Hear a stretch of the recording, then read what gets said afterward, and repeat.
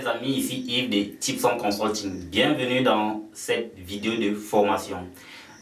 Je sais bien que les êtres humains dépendent d'un certain nombre de facteurs pour pouvoir retenir un certain nombre d'informations. Certaines personnes retiennent mieux en regardant, d'autres retiennent mieux en écoutant, d'autres retiennent mieux en notant, d'autres retiennent mieux en faisant les trois en fait. Et je fais partie de cette catégorie de personnes-là. Donc, avant de démarrer, je t'invite à prendre un bloc-notes et un stylo afin de noter d'abord les objectifs pédagogiques à atteindre à la fin de cette vidéo de formation. Une fois la vidéo de formation parcourue, il faudra revenir là-dessus pour se rassurer. Est-ce que j'ai pu atteindre les objectifs pédagogiques de formation de cette vidéo? Si ces objectifs pédagogiques ne sont pas atteints, alors je t'invite à réécouter la vidéo. Mettre pause, prendre des notes. Parce que le simple fait que tu sois en train de prendre des notes, ton cerveau, en ce qui me concerne, retient souvent mieux que le simple fait pour toi de regarder une vidéo ou alors de simplement l'écouter. Rassure-toi que tu ne seras pas distrait pendant la vidéo de formation afin d'atteindre les objectifs.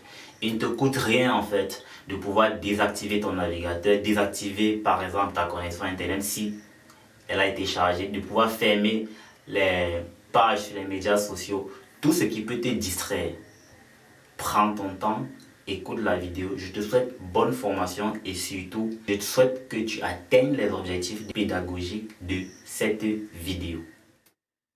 Après avoir terminé cette vidéo, vous devriez avoir une très bonne compréhension des questions suivantes. N'hésitez pas à mettre pause sur la vidéo pour prendre des notes et rappelez-vous, chacun progresse à son rythme et il est inutile de se comparer aux autres. Le premier type d'analyse dont nous allons parler est l'analyse technique. Elle est utilisée par les traders qui étudient le mouvement des prix en se basant sur les mouvements passés et présents. Ils observent et dessinent des tendances, ils tracent des lignes, utilisent différents outils et étudient l'historique du mouvement du marché. Ces traders utilisent les graphiques, des indicateurs et des patterns. Ce sont des outils d'analyse technique.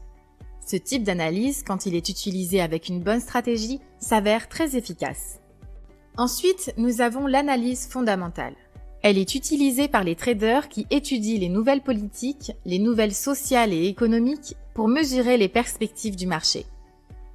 Que se passe-t-il dans l'économie, dans la société? Est-ce que le taux d'intérêt augmente ou diminue? Comment se porte le taux de chômage? Si un pays se porte bien, alors sa devise devrait bien se porter aussi.